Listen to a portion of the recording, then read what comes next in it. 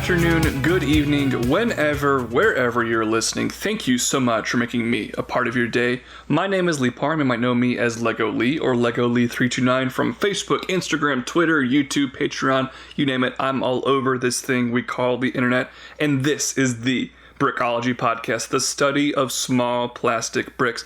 How are you doing today? I sincerely hope you are doing well, and welcome to the Season 3 finale episode of Brickology. We made it, y'all. We are now through 3 seasons of this podcast. This is the 32nd episode in total of Brickology. Who would have thought? Just about 8 or 9 short months ago, I started this podcast in January of 2020. It has been absolutely raucous time, but the one thing that has remained true throughout this ridiculous year has been this podcast. I'm very thankful for it, and of course, I could not have done it without you, the fan, the listener, the viewer. We have over 11,000 total streams. I am super happy with how this is going, and here's the official announcement. Season 4 of Brickology is coming in just 2 short weeks, and season 4 is going to be the biggest and best season of Brickology yet. I have a lot of cool stuff planned for season 4, so we are committed to at least one more season of this show, but hopefully infinite more seasons for the rest of the time, because I'm loving doing this podcast, and based on the feedback I get from you guys seem to love it as well. So thank you so much if you're listening on YouTube, watching on YouTube, listening on Spotify or Apple Podcasts. Thank you for joining me again for the finale of season 3 for Brickology. Now, obviously, this season had a lot of ups and downs. There was some weird scheduling conflicts, and things got moved around and flipped, and episodes got postponed. Hopefully, season 4 is a little bit less chaotic, but of course, I end every season of Brickology with one last fan vote episode that I'll explain here in just a second, but I also do kind of a seasonal send-off that is a Q&A, questions that come from you, the viewer. So if you want your question to be read on Brickology next week, email me at legolee329@gmail.com, and I promise I will read your question, assuming I see your email. Also, if you don't have email or anything, or you want to do a different method, you can DM me on Instagram at legolee329, and look out at some point within the next few days, there will be a sticker on my Instagram account that will have one of the question stickers. You'll be able to submit a question there as well. So if you want your question to be on the Q&A for next week, look out for all those things, or shoot me an email. And of course, before we get started in explaining this week's topic for Brickology, I got to explain, basically shamelessly plugging myself. You can find me online. I have a Facebook account, I have a Twitter account, I have an Instagram account, I have a YouTube account, and if you really love me, and if you really want to just help me out, I also have a Patreon account where you can donate $1 a month or more to help out the cause of this podcast and all my other online content. And all those things are under Lego Lee 329, so definitely go check those out. But also, I started a new podcast. It's called Research Purposes. It's also streaming on Spotify and Apple Podcasts. There is no YouTube version, but it is streaming on those other platforms, and it's under the name Lee Parham. So look up Research Purposes. The logo is a pixelated triceratops. It's kind of hard to miss. Definitely check that out. I'm really excited about this podcast. I've only done 3 episodes so far, but I think it's going really well, and it's something different and new that I'm excited about. And I also have an Instagram account for that podcast as well that has a ton of very cool content. So check out the Instagram account. It's Research Purposes Podcast is the handle there. All right, lots of explaining to do. My mouth is full of saliva per usual. I'm probably not breathing because I talk way too fast. It seems to be one of the consistent complaints about my podcast, and I've already misspoken a few times, so hopefully things get better for the rest of today's episode. But of course, we got to explain, this is the season finale. The season finales for season 1 and season 2 were both fan votes, so this week is no different. Now, basically what I did is I posted a sticker on my Instagram account last week asking y'all what unlicensed original Lego theme you wanted me to talk about on Brickology. First off, I think a lot of people are very confused what I mean by unlicensed original Lego theme. I thought that was pretty clear, but for some reason Star Wars got more submissions than any other theme. One, I do 2 episodes of Star Wars every season of Brickology. I already have 6 Star Wars episodes under my belt, and there will be a 7th Star Wars episode coming out in 2 weeks for the season 4 premiere. So I don't know why Star Wars got so many submissions, but Star Wars obviously does not meet my criteria. It is not an original theme. It is not unlicensed, and because of the pattern I do here in Brickology of alternating between a licensed and unlicensed theme, the last episode of the season needs to be an unlicensed theme, and I think it's just more interesting to see what unlicensed themes y'all want me to talk about than licensed themes. So for some reason Star Wars got the most votes. I think people didn't understand that, so obviously I didn't even count those, and ultimately we were kind of left with some interesting choices because Star Wars got so many submissions. These next 2 only got a few submissions each, but they did get more than the other ones, so I decided to choose them. So I pinned head to head in one final poll Hidden Side and Alien Conquest, and Alien Conquest completely demolished Hidden Side. Honestly, I thought Hidden Side might win because it's October, it's spooky season, and it's a relatively new theme, but Alien Conquest absolutely blew Hidden Side out of the water. It was like 260 to 140, like the amount of votes. It was not even remotely close for how badly Alien Conquest won the competition. So that means Alien Conquest is this week's fan-voted theme for the Season 3 finale of Brickology. And one little tidbit that I thought was really interesting is Season 1's winner was Atlantis, Season 2's winner was Pharaoh's Quest, and now of course Season 3 is Alien Conquest. Atlantis lasted from 2010, but also had a wave in 2011. Pharaoh's Quest was exclusively in 2011, and Alien Conquest was also exclusively in 2011. 2011 also just so happened to be like the peak of my YouTube channel, so I think a lot of people have nostalgia for the LEGO themes of 2011. I know I do personally, so it's very cool for me to get to kind of revisit some of these themes that I have a ton of nostalgia for, that I actually did reviews of these sets on YouTube back in the day. So y'all seem to love 2011, so here we go yet again talking about the 2011 LEGO theme called Alien Conquest. So LEGO has been doing space themes and space sub-themes for decades now. Obviously, the most iconic one is the 1980s space theme that at some point I'll definitely talk about here on Brickology, but it's so broad that it's kind of hard to really figure out how to do an episode of that theme specifically. Now, Alien Conquest on Brickset isn't even listed as its own theme. It's just considered a sub-theme of LEGO Space. And I've actually only done one other official LEGO Space sub-theme in the past, and that was earlier this season on Season 3 of Brickology. I did an episode about the theme known as Galaxy Squad. Go check out that episode if you haven't already. So this will be my second space sub-theme episode of Brickology, and you know what? I feel like this should become a seasonal thing. Maybe I will make this a seasonal thing, doing a different space sub-theme each season on Brickology. Now, the story of Alien Conquest, I would say, is an extremely basic and kind of unoriginal story from LEGO's storytelling standpoint. If you've listened to other episodes of Brickology about original LEGO themes, you would know they get pretty creative with the stuff they come up with. Things like power miners or time cruisers. I mean, time cruisers was absolutely ridiculous with how wild that theme is. They usually take very typical genre tropes, but then add their own very original twist to them. However, I really don't think this theme has much of an original twist. This is a very 1950s B-movie inspired flying saucer alien abduction storyline. The plot here is aliens are attacking Earth, and Earth is trying to fight them off. That is about as basic as it gets. It's not a very original or interesting story, and I'll talk more about how very basic and boring a lot of the stuff is with the storyline of this theme. However, this is actually the first time LEGO had ever tackled this kind of alien story before. LEGO, with this theme, this is the first time they ever had done an alien invasion theme.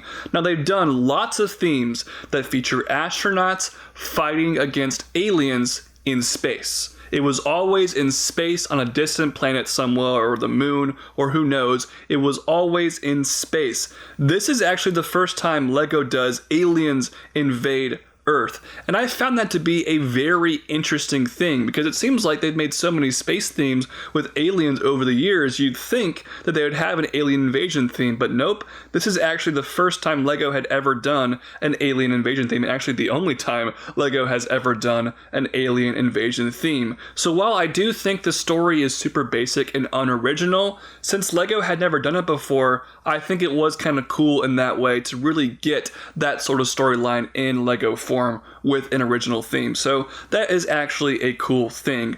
However, the one interesting tidbit that Brickology had about this theme is that it actually has some subtle tie-ins with other original themes that came out around the same time, which coincidentally, those themes are also the ones I already mentioned I did episodes of Brickology on, such as Atlantis and Pharaoh's Quest. So there's some weird tie-ins with those themes that actually come from the comic strips from the LEGO Club magazines. Now, this is a fairly long paragraph that I'm going to read from Brickology, so bear with me for a second, but I'm going to read it just to kind of describe what's going on here. So, Brickology says, and I quote, "According to a comic in the November-December 2011 edition of LEGO Club magazine, the story of Alien Conquest ties in with multiple themes.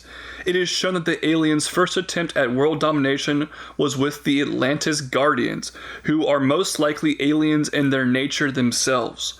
Another attempt was when Alien Commander assisted Onset Ra in creating the 5 golden treasures sought after in Pharaoh's Quest. However, after Omset Ra was apprehended by Jake Rains and his crew, the Golden King was saved from the evil Atlantis Guardians. Commander Hypaxis 8 launched a full-scale attack on Earth, preparing to abduct all the humans, using their brains as fuel for the solar galactic batteries and enslave them as mindless zombies. However, when the ADU, Alien Defense Unit, is formed, the battle for the fate of Earth begins. However, in the comic's climax, Hypaxis 8 unleashes his master plan. He first travels to the city of Atlantis and kidnaps the Golden King and uses his 5 trident jewels as a source of power, and later goes back in time and rescues Omset Ra, who joins him with the treasures. Together, the two of them plan to use the power to finally control the world. However, they once again are upstaged when the Alien Defense Unit fights back and forces them to retreat. Thinking they were defeated yet again, Omset Ra becomes furious at Hypaxis 8 for another failure, but he reveals another plan for world domination, which apparently would tie in with the Dino theme, but they never expanded the story any further, and that Dino theme was released in early 2012. Okay, that was a lot. I actually did a pretty good job at reading that. I only messed up one time with the whole Hypaxis 8 thing. So, there's some weird tie-ins with the comic strips with these themes, which I do love the interconnectivity LEGO does with their own in-house properties. However, this one is pretty ridiculous and out there, and it was never expanded upon in the sets themselves. These tie-ins only exist in these comics from the Club magazine. So ultimately, it doesn't really matter, and you'd have no idea if you didn't get those said magazines, only in those comics. But continuing on talking about the story of Alien Conquest, let's talk about the characters. So the characters here, man, these are some really interesting characters. First off, we have the Alien Defense Unit, ADU for short. The characters for the ADU are as follows. We have Rookie, we have Pilot, we have Computer Specialist, we have Soldier, we have Sergeant, and we have Scientist. Notice anything? Yeah, none of them have names. Literally none of them have names. They just have jobs and roles. That's super boring, LEGO. Come on, LEGO does original themes with original characters and names all the time, and I have no idea why this one in particular did not have names for its characters. But we also have some additional characters. We have some civilians who might be abducted by the aliens. Those civilians are businessman, farmer, and reporter. Yet again, literally just jobs and roles. No names for these characters. And finally, the aliens are known as aliens. They have no interesting name. They're not insectoids or anything. They're literally just called aliens. All of them have some interesting colors.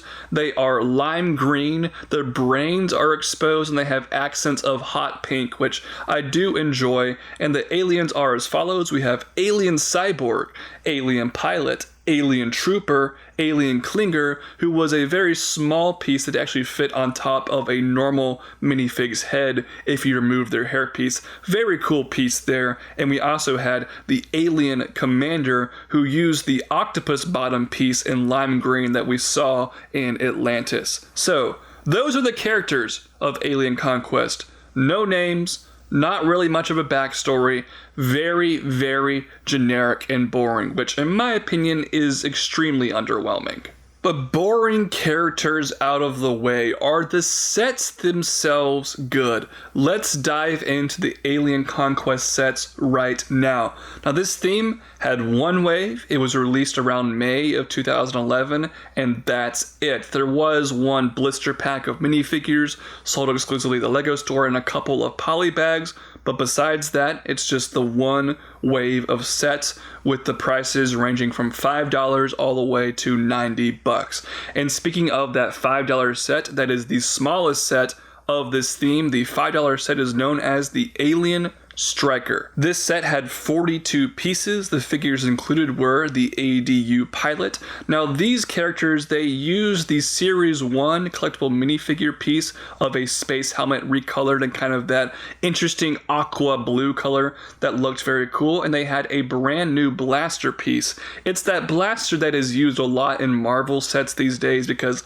LEGO doesn't like using realistic guns. It has two different barrels, it has some different attachment for clips and things. It's a cool blaster piece that's been used in a lot of themes now and is honestly, frankly, overused at this point. You also got an alien trooper with this set as well. Now the build of this set is the Alien Striker, which is a very tiny speeder thing. I don't really know how to describe it because it's kind of flying saucer shaped, but it's not a spaceship because it's completely open to the air. So it's a really small hovering circular speeder with no play features. The set had such few pieces that there was no flick missiles or anything. There was pretty much nothing you could do with this set. The Alien Striker is a very tiny $5 impulse set.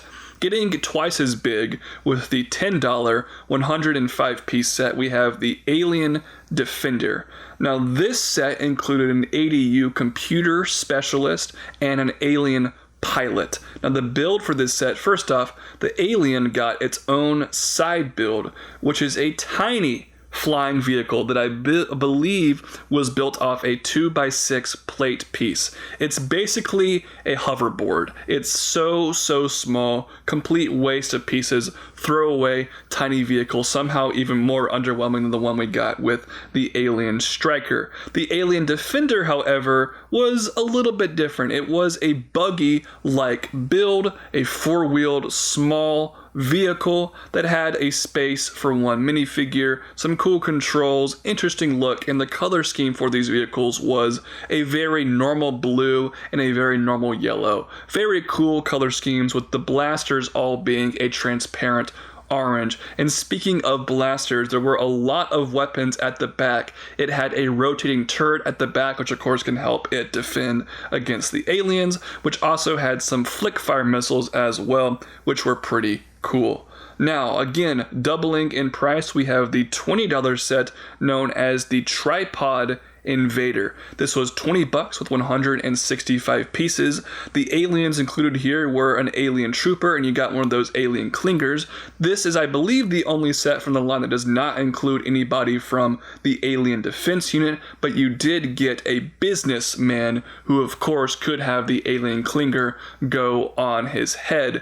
And the businessman can be captured and put into this weird, like, prison capsule thing for the humans that's actually made out of two of those Atlantis kind of bubble cockpit pieces, one flipped upside down to hold a figure on the inside. That is a pretty cool feature. Now, of course, the main build of this set is the Tripod Invader itself. And I think you probably all know what a tripod is. You guessed it, it's got three legs and does kind of look like a tripod, but instead of holding a camera like the one I'm using right now with a microphone on it, this tripod has actually a detachable vehicle. So it has a flying saucer-esque vehicle on top that can spin around but also detach and become its own flying vehicle, which was a pretty cool play feature, and overall I think this was a very successful $20 set. For $30 with 211 pieces, we had the set known as UFO Abduction, and this set is a UFO abduction. But before we talk about that,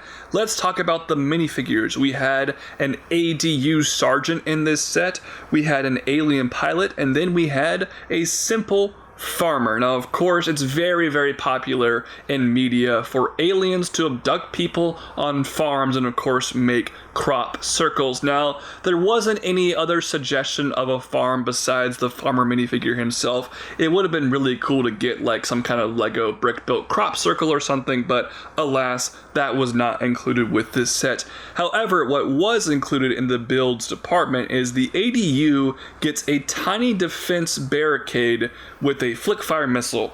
This is a pretty pathetic side build, if you ask me. Really, this does not look like it would help against a freaking flying saucer. So I think this side build was, again, another complete waste of parts for this set. But the main build here is the flying saucer itself. It's gray, it's got little accents of green and purple, and it's a very classic saucer style built for the aliens with a bubble type cockpit in the middle. And this set, though, really wins with its playability functions because, one, there's a light brick inside the saucer that can project down from underneath the saucer to kind of make like a tractor beam look, which is very cool. But you also could literally abduct the farmer with a play feature. It used some rubber pieces on the underside of the saucer, and you could hover it over the farmer, put it on top of the farmer. The rubber pieces would essentially grab the farmer and you could lift it up and he would no longer be there. He would be abducted by the saucer itself.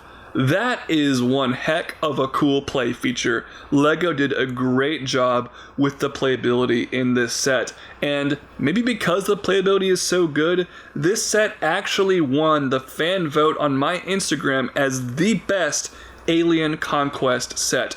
First off, I was shocked by this result. I mean, it's a really good set, but it's smaller. It's only $30, and I would have thought one of the bigger sets that I'm going to mention here in just a few minutes might have won, but this set won the fan vote as the best Alien Conquest set, and personally, I'm going to disagree. I think there's another set in this line that's a little bit cooler than this one, but it is a very good set, especially for the relatively cheap $30 price point. Speaking of relatively cheap and good sets, for just $10 more, we had the $40 set known as the Copter Pursuit. This set had 375 pieces, and the figures included here were the Alien Defense Unit Rookie and 2 alien pilots. I'm not sure why the Rookie gets his own jet copter and not the pilot, but whatever, who cares? The figures have very little meaning in this theme regardless. Now, the builds for this set, I already mentioned that this theme had some really crappy side builds. This set actually had a very good side vehicle for the aliens. You essentially get 2 very small alien flyers for your alien pilots, and they actually introduced that relatively new cockpit piece. It's kind of like a windscreen that's circular and curved. Very cool windscreen piece, but the cool thing here is the sides could actually fold up and down, and if you folded them up, you could combine the 2 to make one bigger flyer with 2 seats. That is a very cool play feature and actually makes for a good side build despite it being small. So bravo Lego, this set does not have a waste of pieces side build. Now as for the main build itself, you get the Jet Copter. First up, the name Jet Copter is ridiculous because literally things that are half helicopter, half airplane do exist in the real world. They're called ospreys, otherwise known as heliplanes. There's actually Lego recently had a very weird controversy with the Technic version of that vehicle getting canceled because it's like actually a war vehicle. I'm not going to get into that right now, but heliplanes do exist, but this is a bit different from a real life heliplane. In real life, heliplanes look mostly like airplanes, but they have these big twin rotors on each wing that can fold up and down, which is pretty cool. This one has one big rotor on the top, like a helicopter, and then it has some wings off to the side like an airplane, and those wings were actually made out of using the big city airplane tail fin piece that looks very cool. And then underneath the wings, you have the jets. So the jets are not on the wings like they would be on an airplane. Here, the jets are actually where the landing skids would be. So the jets are also like landing skids, which kind of goes back to it being a helicopter. And then it has a back fin like a helicopter as well. I'm not sure that this vehicle, if it existed in real life, would be even remotely aerodynamic, but of course, this is fantasy sci-fi stuff Lego is making up, and this vehicle admittedly does look really cool, especially with its color scheme, a lot of blue. I think this thing does look pretty sick, and it had a cool cockpit as well. It used the General Grievous Starfighter cockpit piece, but unprinted. That looked very cool, and there also was a prison pod at the back, a similar build to the one that Aliens used with the same Atlantis cockpit piece. This one's just in transparent light blue, and you can put an alien in there to take it back to be researched upon. So overall, this is a really solid $40 set, and was actually my first set from this line. I remember getting this set at Toys R Us in April of 2011, and this actually goes into a weird little tangent where 2011, I would say, is my unofficial brief Lego Dark Age.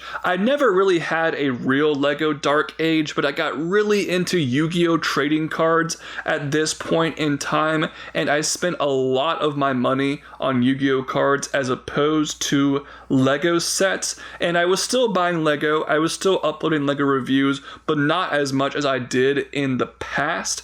And I remember I went to Toys R Us and I was about to buy a bunch of Yu-Gi-Oh! Cards, and at this point in time I was still way too young to go to Toys R Us by myself, so my mom was there as well, and she was like, "Lee, Lego is way better than Yu-Gi-Oh! You need to stop spending all your money on Yu-Gi-Oh! Cards. You should buy this Lego set." And she shows me the Jet Cutter thing, and it wasn't even supposed to be released yet at this point. I'm like, okay, Mom, I'm going to buy this Lego set. And I did, and that kind of ended my brief little Lego Dark Age in 2011. So fun little tidbit about the Copter Pursuit set. Moving along for $60 with 416 pieces, and continuing with the very unoriginal cliches, we of course have the Alien Mothership. The figures included with this set here were an alien Klinger, a news reporter, and the aforementioned alien commander that used the octopus leg pieces from Atlantis. And I misspoke, there was no alien defense unit figure in this set as well, also like the tripod set. Now the build for this set here, no side builds whatsoever. You just get the giant flying saucer. And while the piece count for this set was low for $60, it more than made up for that with its size. And that's because to make the perfect circle shape, they used the train track curve piece in black to make it circular. That is a brilliant use of parts. You never see the train track piece being used as anything other than, well, train tracks. So that is a fantastic use of parts. And the center section had a cockpit with a bubble cockpit piece. It could fit the alien commander, even though he had such an odd piece for his legs. And it also had a carrying handle on the back. The carrying handle does stick out a bit and looks a little bit awkward, but it makes the playability great because when you pick it up with the carrying handle, you can actually spin around the underside of this vehicle, which was super cool. But the one bonus detail that is a very uncommon thing in Lego sets is when you spun it around, it had a sound brick not a light brick, a sound brick. This is something that LEGO hardly ever does. I think they did it with some city sets actually pretty recently with like sirens for police vehicles. They also had an alarm sound brick with a 2008 agent set, and then this set had a sound brick, and it made kind of like a woo woo woo woo woo weird sound for the flying saucer. That was such a great play feature, and seriously, this was a fantastic set with some great part usage, some fantastic playability. All around, this was truly a great Alien Mothership set. It doesn't get much better than this until we talk about the $90 879-piece set known as Earth Defense HQ.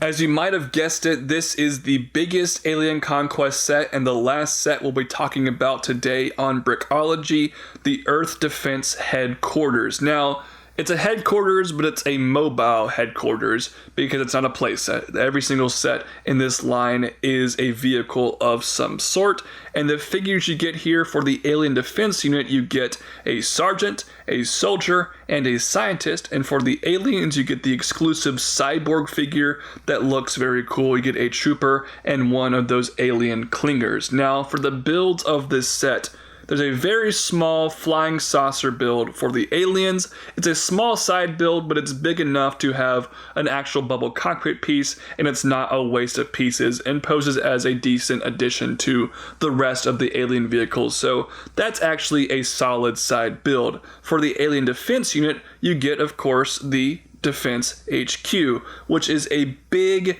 10-wheeled vehicle that's actually divided into two sections. So it can be one big vehicle, but you can actually pull it apart in the middle and it becomes two vehicles. One is like the truck and one is like a trailer, but you can also detach the trailer section from the truck section. Now the front truck section has a big cockpit that uses that kind of boat cockpit piece that's 8 studs wide, a rather uncommon cockpit piece that I really do like. And there's storage space for a prison pod inside where you can examine one of the aliens, and of course there's some seats for your guys to drive this vehicle. Now the back section has an interior lab section, lots of lab equipment for your scientists to do stuff with the aliens, and there's also a ramp that can fold down at the back, and a small little buggy can actually come out, and that buggy has an additional stretcher on it, which is very cool. But this back section actually has an additional feature where on the roof there's a space for a flying vehicle to land and be launched off. And this flying vehicle is no bad side build flying vehicle. This is a really solid jet airplane with some cool shapes. It actually used axe pieces as the blasters on its wings. It uses the V-wing cockpit piece from Star Wars, which was new in 2011, and I think this was a great looking flying vehicle, and it slid into place really cool and perfectly there, and it could actually spin around as well, which made for a cool look even when displaying it. So this is a great set that was chock full of playability, and when this came out, I was still pretty young. I definitely had some fun playing with this set back in the day. It looks awesome, it plays well, it was a great value, and seriously, if I was making like a top 25 LEGO sets of all time list, which I probably should work on at some point, I think this set would get some serious consideration from me. I was absolutely obsessed with this set back in the day. This thing was a masterpiece of LEGO original design. I loved this set. And that is all, folks. That is all for Alien Conquest. Of course, it's a one-wave theme, but I think overall, this is a great theme. It had some great sets with great playability features, really fun and unique builds, and even though the story, which is honestly bad, and the characters were literally nameless, it was still a very cool theme with some great designs, and I understand why y'all voted for it to be this week's season finale of Brickology. And thank you so much for listening. Thank you for listening for this entire season. I'm so glad we are now 3 seasons into Brickology, Brickology. It is going super well, and I cannot wait to get started with Season 4 here in a couple of weeks. Don't forget about the Q&A. You can email me at legolady329@gmail.com if you have additional questions about the Q&A, or shoot me a DM, or look out for the sticker on my Instagram page. Find me on all those social medias and YouTube, Patreon, and of course, listen to my other podcast for research purposes. Thank you so much again for listening. I hope you have a wonderful rest of your day. Peace out. Bye-bye.